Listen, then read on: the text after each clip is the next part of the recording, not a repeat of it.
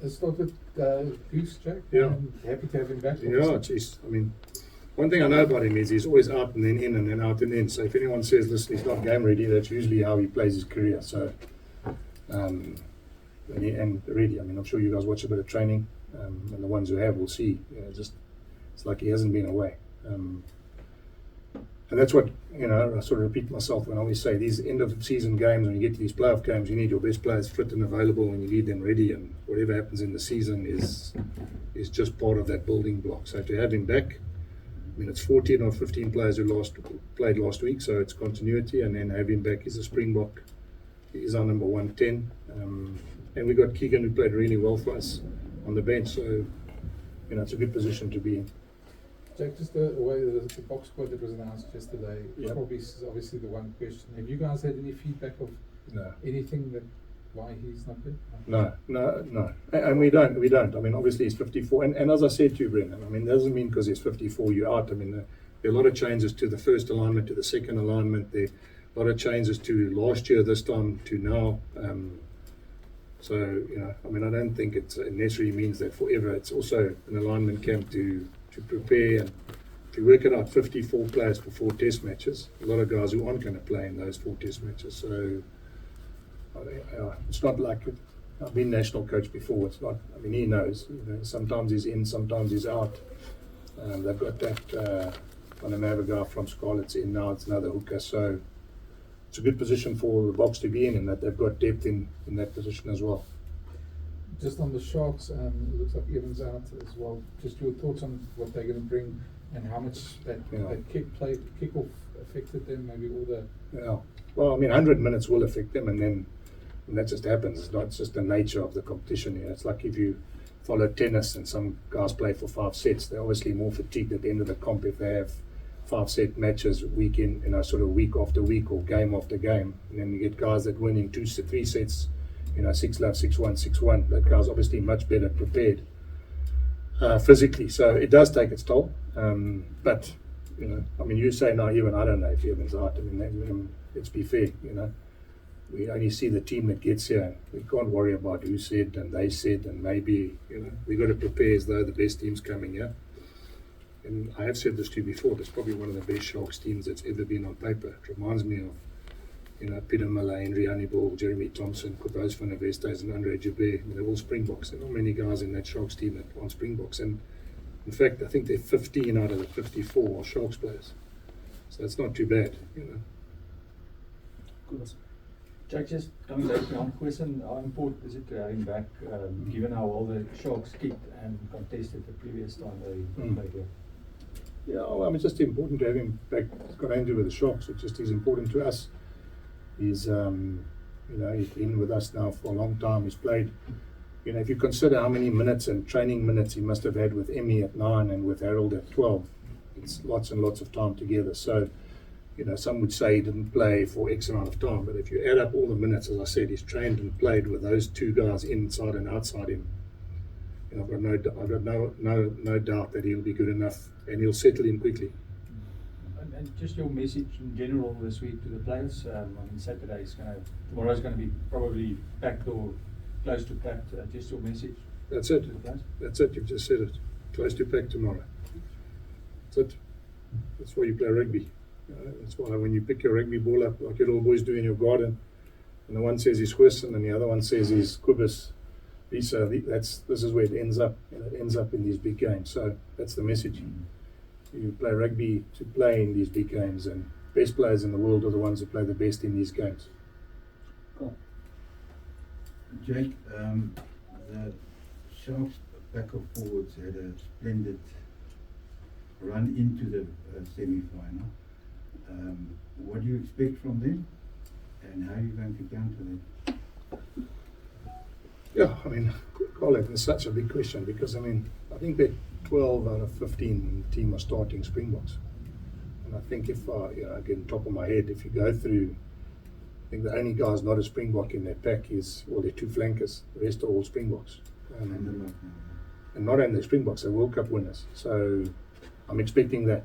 The one thing the Sharks have done consistently is they've played well in big games. You know, whether it was the Challenge Cup final or whether it was whenever they've had a big game, they've played well, and in Springbok jerseys too. So I don't think it's going to be easy, and I don't think we for 1 minute think it's going to be easy. The Sharks have beaten us twice this year, so there's a reason they've beaten us twice, and they've got a good team. So yeah, I suppose what I'm saying is I'm expecting it to be as tough as it can be. And we just got to make sure we play as well as we can, because I've got no doubt if we play as well as we can beat them. Coach Jake, how big do you think this weekend's front row battle is going to be? I know we spoke to Volker in the week. Obviously, the players won't say it's personal, but how personal do you think it will be for the front row competing with? Yeah, you know, Ronaldo, it's interesting because yesterday they announced the 54-man squad, and so I mean, you don't have to be too clever to work out. It's like trials tomorrow, you know. And one of the messages I've given the players is, please don't want you to play like it's trials. I want you to play like it's a team, you know. Because often what happens in these situations, whenever you announce a team before a big game, you know, I suppose it happens to everybody. Lions players before the internationals or whatever. So we're no different. There's 54 guys that want to become Springboks, that want to be in the first round. They know they've got to compete against the guys they're playing against tomorrow. And you've been there, so you'll understand. It doesn't matter about what I say. They know that this is an opportunity in front of selectors, in front of public, for them to stake a claim. My job, I think, is just to get them to understand it's not about individuals tomorrow. It's about how we played. You know, I said to them in the change room today, they've been picked on what they did the last 18 weeks. It's got nothing to do with what they have to do tomorrow. That's my message.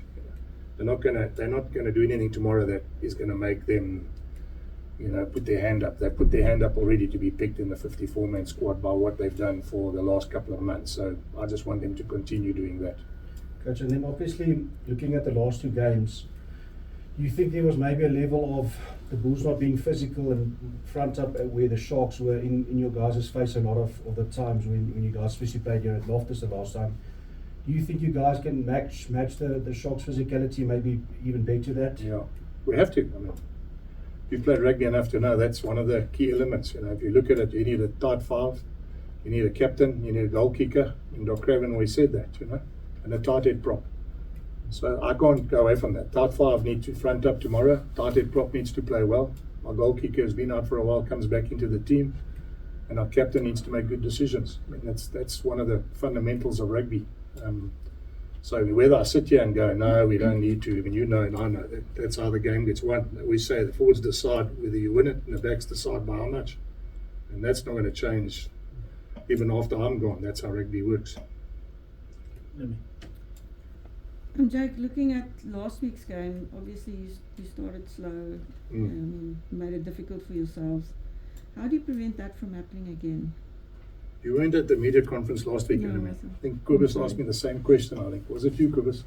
Someone asked me the same question, and I said, that's the one recipe coaches would wish they could buy. You know, because everyone says they want to start well, and every coach says, you know, we've got to get, you know, flying start, we've got to put them under pressure. And so there's no secret ingredient or magic one for that, you know. But what I do know is that we started poorly, we needed to catch up. We learned a lesson from the previous Edinburgh game because we were 24/7 down in that game too. And part of rugby, which again is never going to change, is you need to learn from the situations you're in. And that's why teams that play together for so long and players who play together for so long become so much better, because you have scenarios and situations you're in together that you can conquer together. So I haven't got the recipe for how we start quickly, and I haven't, you know, some would say kick off and some would say receive kick off, and some would say, you know, run the ball in the first minute so everyone touches it, but there is no recipe for how you start well and how you start badly. And then just on the run playing 7, we spoke to him about it this week, and he's obviously still learning and finding it strange sometimes. How do Did you he say think, that? Did he find yes, it? Okay. yeah, he says it feels strange to stand out there Yeah. wide. How do you think he's gone, and do you think he can play 7 for the Springboks? Yeah, I do. I mean, and I say that because of the fact that we got such good locks in South Africa. And that's what I mean. It's also horses for courses. I mean, if you live in a country where you produce locks like we produced, and I mean, everyone has written about the locks we produced over the last decade. You know, you've got Paul Willems who played for France, and you've got, the list just goes, Eli Snyman playing for Benetton. I mean, I'm talking about locks that have just come through the, the junior ranks. And then you've got 5, 6 Springbok locks that have played for the Springboks and won World Cups. Mostert and Snyman, and the list goes on. Lewitt and Eben and John Klein, and so that's why I think also it's not just about easy as 7. It's also about being fair to a player in our system that can play at a higher level, and it's also about preparing him for more than one position, because one of the things that is also a bit different now is the more positions you can play, the better it is for you, because the game is, it's almost like you don't need a number on your back anymore, because centers can carry and clean, and locks can catch and pass, and where in the old days, forwards had completely different roles. I think the game is just, the shape of the game is completely different now. So there'll be times that he'll be on the edge, and there'll be times when he moves to 5 and he'll have to go into the midfield again, and I'm sure because he's so talented, he can do both. Thanks.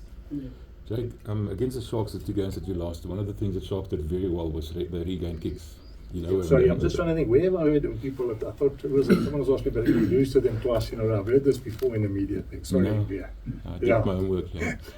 I'm trying to forget those 2 games, Yeah, but the point I'm asking is they were very good at regaining kicks, and we were not good at Yeah. defending against those kicks. And again, Yeah. on the other hand, we didn't chase that well, Yeah. or at all for that matter. Yeah. Did you address that? Is that something that you're concerned about? Well, I mean, Willie, Kane and Seb didn't play in those games.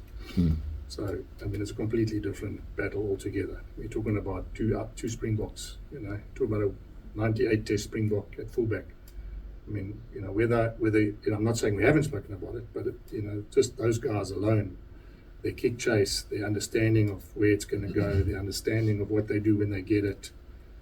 Surely I'm much more confident that they will manage that differently to the personnel I had before. And again, it's not meaning that those guys were poor. It doesn't mean that I lost faith in those guys. We just didn't have the availability of the back 3 we have today or tomorrow. So it will happen. I think it will change anyway, And, I want to say we lost twice to the Sharks. We only lost 4 games in the pool stages. So I'd rather remember that we had a much better win rate than any other South African side. Scored the most points than any South African side, conceded less points than the South African side, scored 71 tries compared to 55 against the Sharks, and conceded 44 versus 59. So those are the stats I worry about, is that if we can continue that trend, then we got a chance.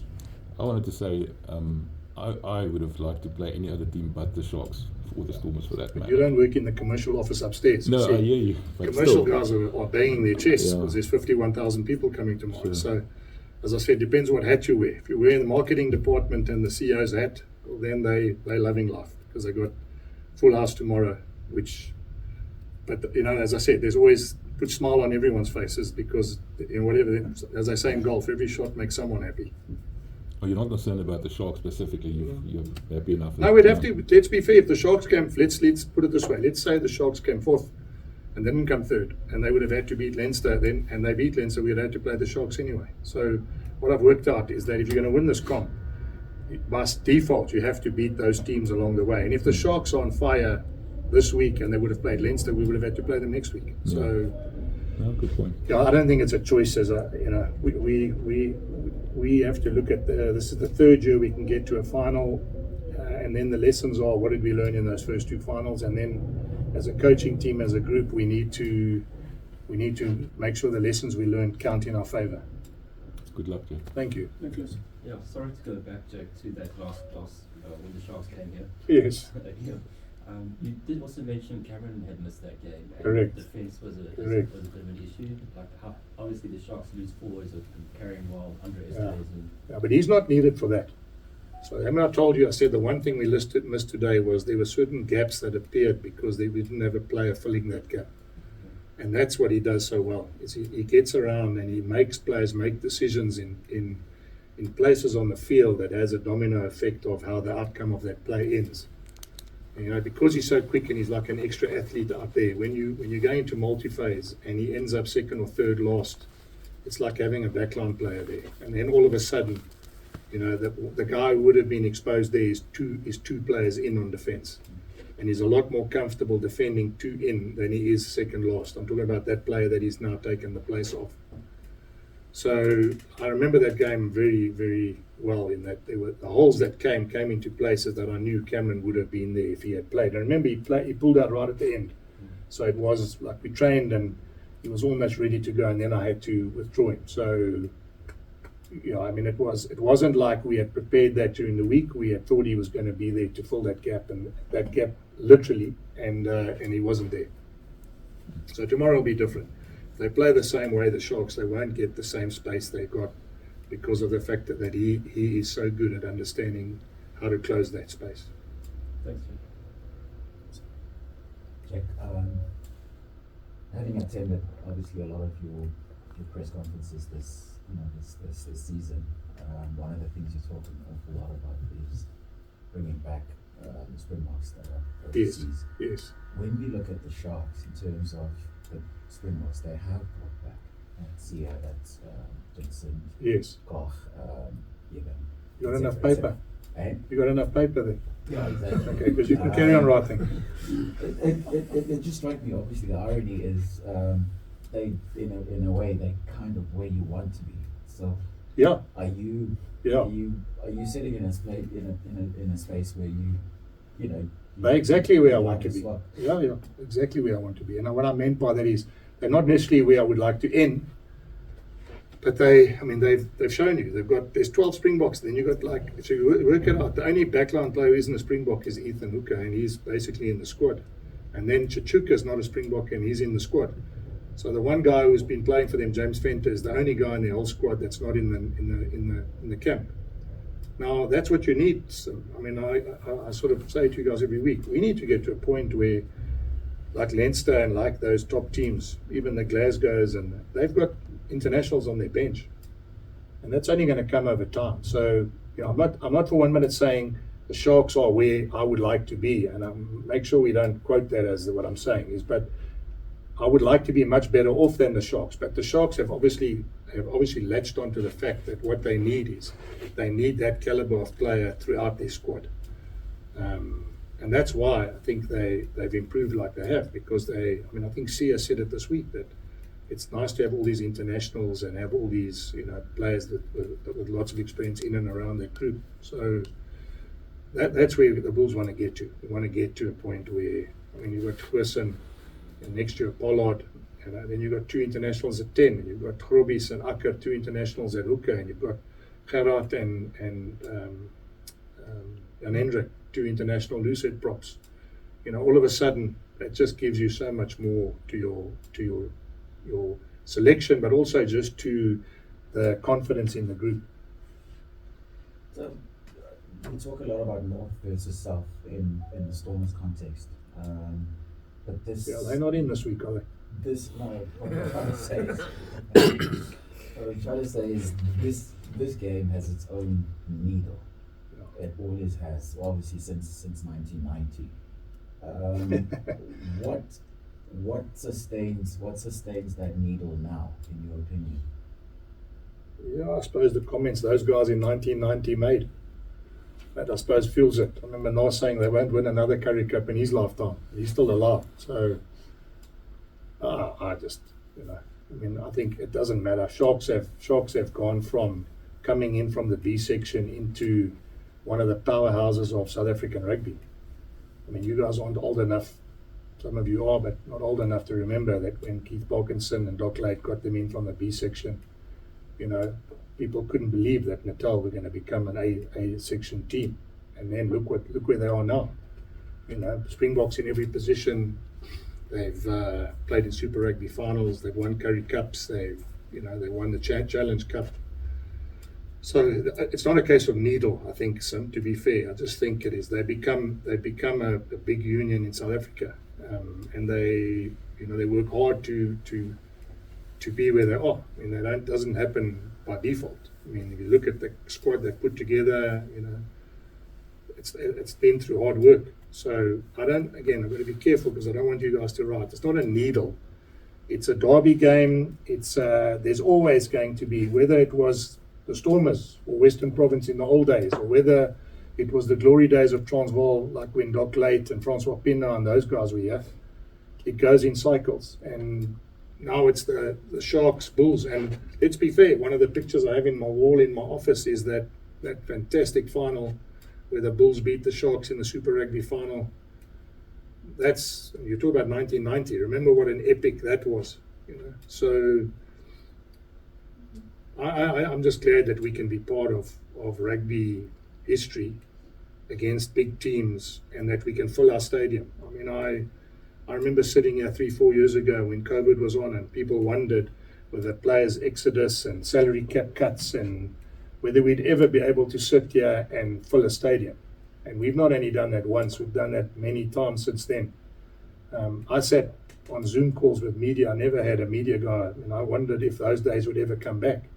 Today we've got television cameras and build up to semi-finals of URC. So I don't think it's just the Sharks. I think what it is, it's a congratulations to where we are in rugby, because the fact that it's sold out, and it's something that I've said to you, it's not surprising, is it? I mean, there's 12 Springboks in one team, and there's 11 Springboks or 10 Springboks in the other team, and that's what I said to you many times. When we get to big names playing against each other in big games, and then you will get 50,000 people to rugby, and it's happened. So, you know, congratulations to everyone who's been involved in making sure that we can get to what we used to have in the old days, because there are a lot of youngsters who never experience what they're going to experience on the weekend. Last one for me. Last week you spoke about the psychology of the knockout games. You know, Yes. What thinking goes into a quarterfinal, semi-final, and final. And you kind of made the semi-final sound like a banana peel. When you remember too many things, Sam. I wondered why you got a good memory. Sorry to mention, the losing streak against these guys. Yeah. But I want to tell you, in 2022, we lost to them twice as well, and we beat them here in the quarterfinals. So who knows? Maybe it depends which history book you want to read. yeah, fair enough. Yeah. The question was obviously with banana peels in Yes. mind, Yes. and the talk around these guys being that they haven't actually clicked yet. Yes. Is that something that keeps you up at Yeah. night? that Well, I night mean, tomorrow? because they got potential, of course it does. I mean, they got a good team, but as I said, it depends which history book you want to look at. You know, they beat us twice in 2022. We beat them in the quarterfinals. We got to the final. So, you know, I just want to also say just so we understand. I didn't say the semi is a banana peel. What I did say to you is that the semi-final is sometimes the hardest game to get players ready for, because the finals look after themselves. You know, quarterfinals you okay, but semi-finals it's just historically. It's got nothing to do with rugby. It's got nothing to do with the Bulls. It's got to do with sport in general. The semi-finals, whether it's a tennis game, you know, whether it's a football game, whether it's always the one where as a coach, it's one of those games where you either do too much or too little, and you never know which is the right thing until the game's finished. That's just the nature of, you put too much energy into the semis, you could lose the final. If you don't put enough energy into the semis, you could lose the semi-final. So it's one of those things as a coach that's why I think semis are so difficult to manage from a player and a coaching point of view. I hope that makes sense. Yes, Percival. Thank you so much, Lunga. Wanneer sê alles weer in Afrikaans dan? No, I won't do that to you. You've got your hands full already, sir. Coach, can I ask you, sorry, ik praat met Engels. En Engels is my sterk punt. Okay. Can I give you before I ask my Afrikaans questions, can I ask you, you mentioned the number 51,000. I'm sure Lunga is going to confirm the number of tickets sold out is in full house, as in 51,000. I think last I heard there were 6,000, 7,000 tickets left. Okay, but I'm sure Lunga will confirm during the course of the day.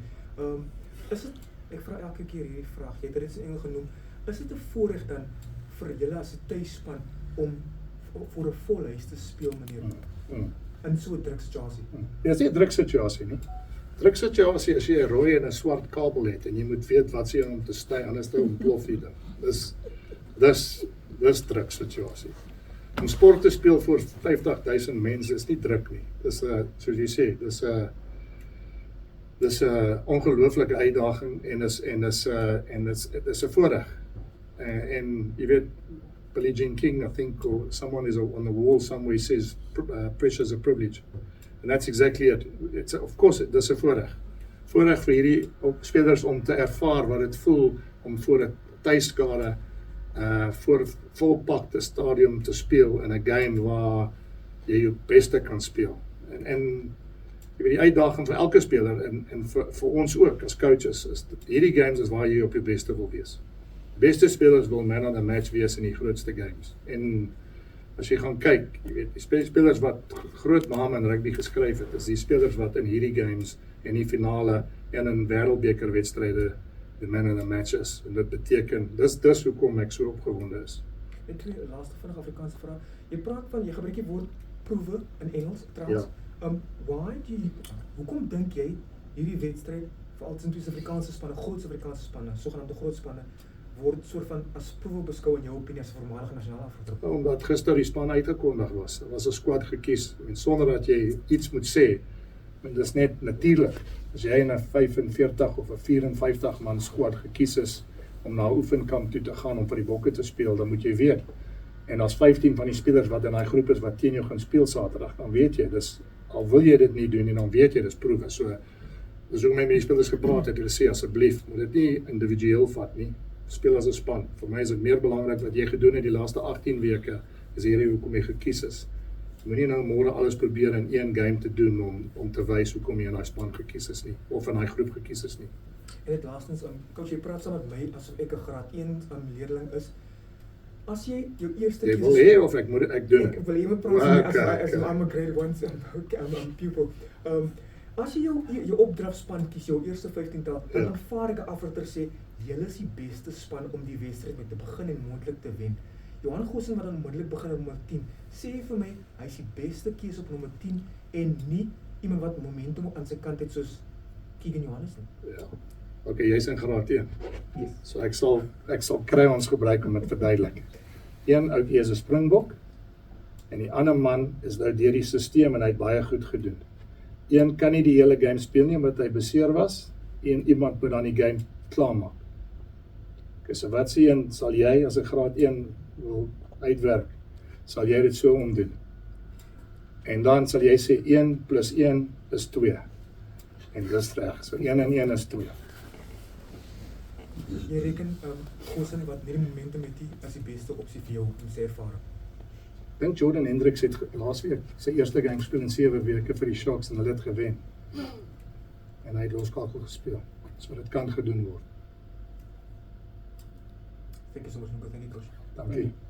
Jake, I know it hasn't been officially announced, but obviously there's been reports about Marvin Ory Yes. back to the Bulls. I don't know what you can say, but this nightmare. So, are you guys finished with your recruitment yet, or are you still looking at? It's actually very interesting. I would like to answer this because I think it's important. So, Piwe Shlomo is the coach of the Currie Cup. I've allowed him as director of rugby to have a look and see how he would like to play and who he'd like to coach and select. I think it's only fair. It's his second year in charge of the Currie Cup, and when it comes to who we can get, who can play, all that sort of stuff, I think I'd like him to develop with Edgar on a basis where he can. So I'm going to answer this by saying this to you: can we get a short-term contract? Can we pick club players? In other words, out of our clubs. How do we make sure we can be competitive with Currie Cup players? How do we make sure the URC players have rest? In other words, they have to have that rest. So to answer your question, Brent, are we finished? Probably not. Have we got what we want? Probably not. And I suppose more importantly, I wouldn't, not because I don't know, not because I don't want to know, I wouldn't want to talk until Piwe has got his whole plan together. So those names will get chucked up and, like anything, can he, can't he, is he in contract, how much is he, can we do this deal, can't we do that deal, those things are all fluid as you know. So there will be a lot of, between now and when the Currie Cup pre-season starts, which will be Piwe's baby, then he will be able to sit with you and say who he's got, who he hasn't got to, because you can imagine, as I said, it's fluid and it changes from week to week.